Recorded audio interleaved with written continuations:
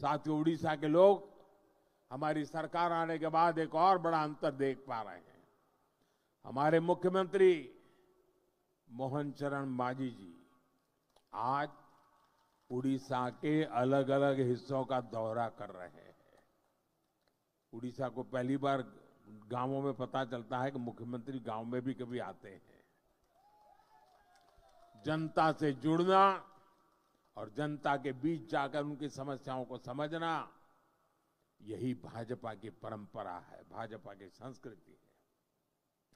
साथियों, बीजेपी की सरकारें इतनी सफल इसलिए होती है क्योंकि हमने इस देश की आधा आबादी महिलाएं, उनके विकास पर भी उतना ही तवज्जो दिया है, उतना ही महत्व दिया है।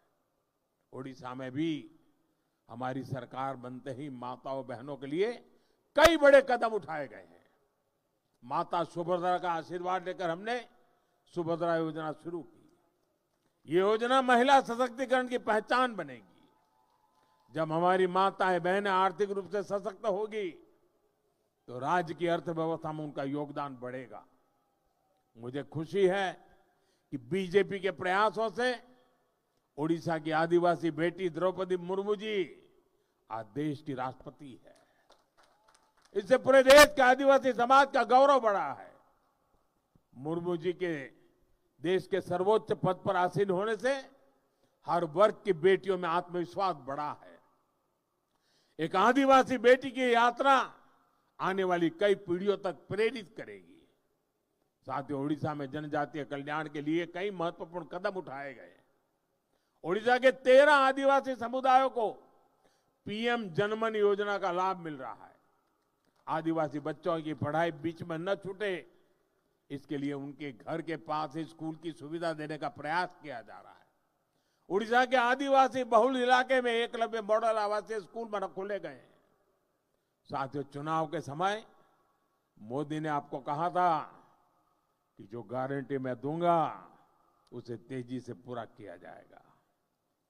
आज उड़ीसा में हमारी सरकार हर गारंटी को पूरा करने के लिए काम कर रही है।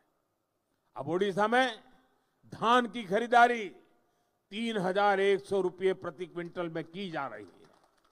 इसके लिए राज्य सरकार के बजट में 5,000 करोड़ रुपए की व्यवस्था की गई है। पिछले हफ्ते राज्य सरकार ने बरगढ़ जिले से बढ़ी हुई दर से धान खरीदना शुरू कर दिया है। इसी तरह हम अपनी हर गारंटी को तेजी से पूरा कर रहे हैं। इसलिए मैं फिर कहूंगा, मोदी की गारंटी यानी गारंटी पूरी होने की गारंटी। साथियों, हम हमारे संकल्पों को पूरा करेंगे, विकसित ओडिशा के लिए काम करेंगे। और मैं आपका उत्साह और उमंग देख रहा हूं। जो सपने लेकर के हम चले हैं, उसके लिए मेहनत में कोई कमी नहीं रखेंगे। आप सब यहां आए, इसके लिए मैं एक बार फिर आप सबका आभार व्यक्त करता हूं।